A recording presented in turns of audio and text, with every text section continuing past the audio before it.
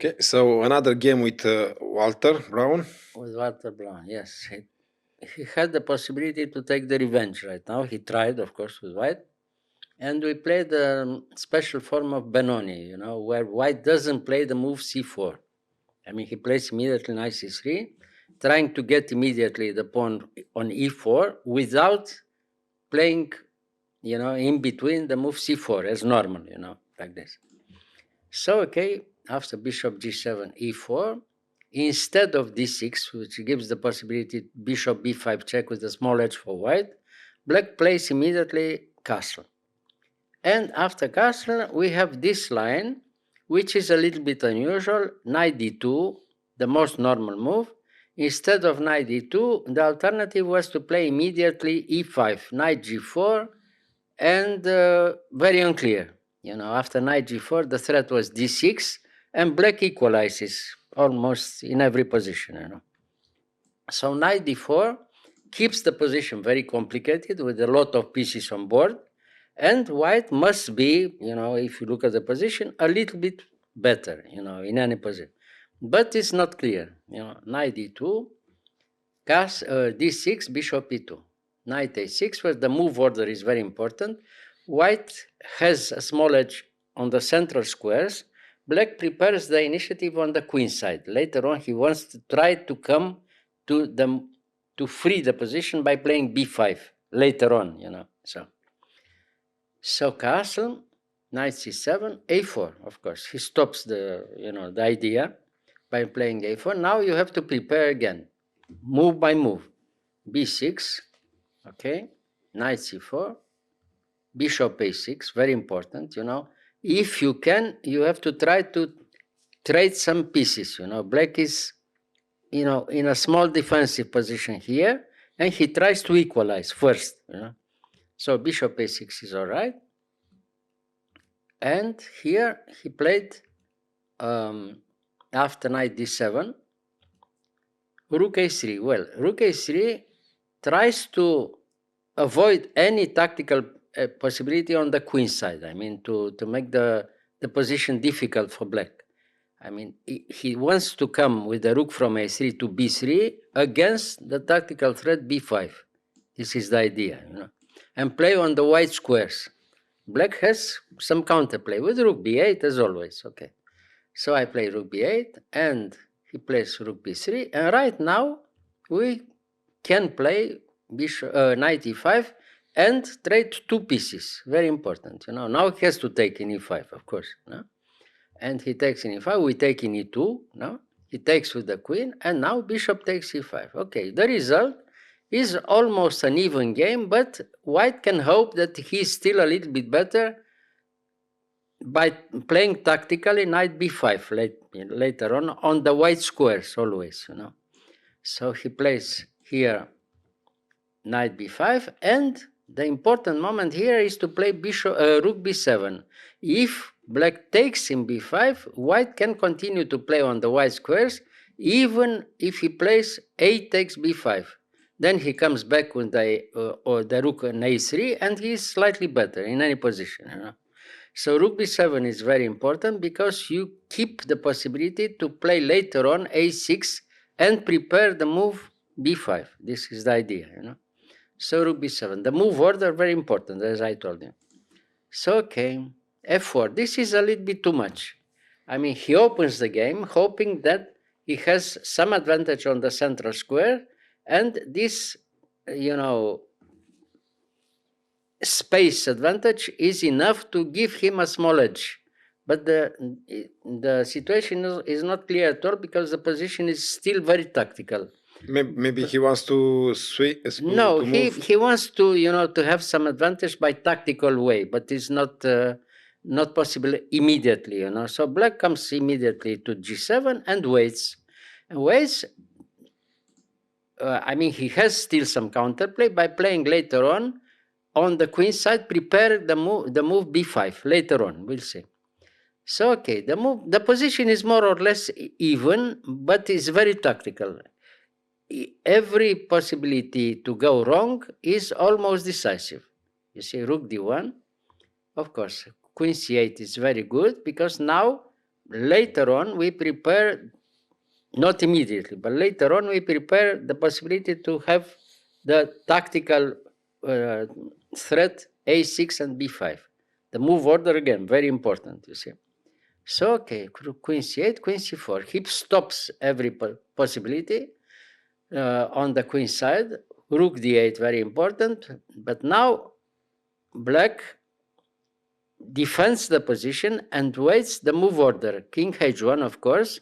He gives you the possibility, the move, and now you have to decide. Knight e8 is very strong because you prepare the move a6 and then you come back with the knight preparing the move b5. Therefore, I mean, you don't take immediately the knight from b5. You keep the knight on board, and after a6, the position is already very good for black, you know, if you have time. Okay. So, okay, after knight e8, he waits again by playing h3, but that gives a very good possibility for black to prepare his idea, you know, after h3, a6. Now, finally, you had time to arrive in some position that we wanted, you know, from the beginning, you see. a6, now the knight has to go back in c3.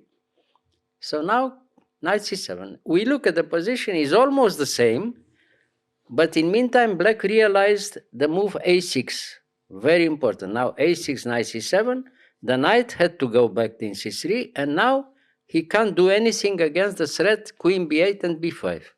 And therefore, black has already a very good position here. So, okay, queen b8. And after queen b8, is nothing to do against the threat b5. Black is already a little bit better here. So he played e5, tactical way. So black is better because opens up the well, queen side? if it opens up, I mean, the rook from b3 is finally in a wrong position because after the move c4, we threaten b4 and c4, both of them, you know. So the initiative is clear on the black side, you know. Black is better on the queen side. b5 and then b4 or c4, you know, very flexible position for black, you know. So the best counterplay is to play e5, but now the position is very tactical again, and black is clearly better because he has all the position under control and he threatens something tactically, you know. So, okay, now b5. And now he has to take in b5, of course. Now we take back with the pawn, no? And knight e4, the only move to do something with white, you know. Yeah. But now it's very unclear. c4 and rook f3, and white loses a pawn here. Well, he wants to sacrifice a pawn, but in reality he loses a pawn, you know. So I took in e5. Now immediately f takes e5 was a little bit better, but instead he played tactically, you know. It looks very good. Knight c5. After knight c5, everything is forced, and black takes completely the initiative here, you know. So after rook a7, he controls the file. The rook will come later on a1 with very unpleasant initiative for white, you know. So now everything is forced. He has to take in e5. Rook takes d5. Rook takes d5. Knight takes d5. We have the result. Black won a pawn. The pawn from e5 is weak also. Black has control on the a file. Better position with the pawn from b5 and c4 is very unpleasant for white, if not lost the position. If he doesn't play something very quickly, black, even if he doesn't take, if black couldn't take immediately the pawn from e5, the threat was here simply e6, pawn up, knight from d5, fantastic position, and weak pawn from e5. So he tries the tactical move e6, but after e6, f5, that refutes completely the white's initiative, and black has a winning position here, you know. As a result, we can see the knight is very strong on d5. The diagonal, of course, is open. The rook from a7 threatens to come in a1. Black controls every central square, and white is in complete defensive here. You know, white is probably lost already. So, in big time trouble for both, but bigger for him, the continuation was like this, you know, move by move again, rook f1. He has to wait, and black has, you know, the final counterattack here. You know. So rook a1. rook d1, queen g3. A long move like this, but decisive in such kind of position, is completely winning. Because now if he takes in d5, is after rook takes c1 is almost mate, and he loses at least another pawn. And of course, he didn't play this. He played instead the move c3. No, knight d7, of course, h5, of course, the best move, c3, and king h7, Zugzwang. Here has to do something, but what to do? I mean, as I told you before, if he takes in d5 immediately, he loses by force, in a few moves. So he played the only other move, bishop g5, and that wins immediately for black. Knight takes c3, white wins another pawn by force. Rook takes d1, check, queen takes g5, and we have the result. Black has 2 pawns and completely winning position. And of course, he played here still queen d5, queen e3, queen takes b5, queen takes e6, and resign. Yes. He resigned because everything is forced. If he moves the knight, for instance, the knight is under attack, and black wants to take, maybe later on, the pawn from c3. Not immediately, because he's checking f8. But if he moves the knight, it's mate in 2. Knight c5, for instance, queen e1 check, king h2, bishop e5 check, and mate. Okay, so bishop e5 check. And it's mate, because he has to play g3, queen takes g3 check, king h1, king h2 mate, queen h2 mate. So the initiative was too strong, So the final attack is very beautiful, but it was until there, a tactical lesson, how to play such a position for black, preparing such an initiative, because if you look at the position, it seems that white was always a little bit better. That in reality, the position was very unclear, very unbalanced, and everything could happen in any moment. The move order was very important, you see. Yeah. So it happened like this again, Beautiful. Yeah, beautiful, of course. Yeah. So no revenge. No revenge. No. All right. Yeah. Thank you, Mr. Not this time. You're welcome.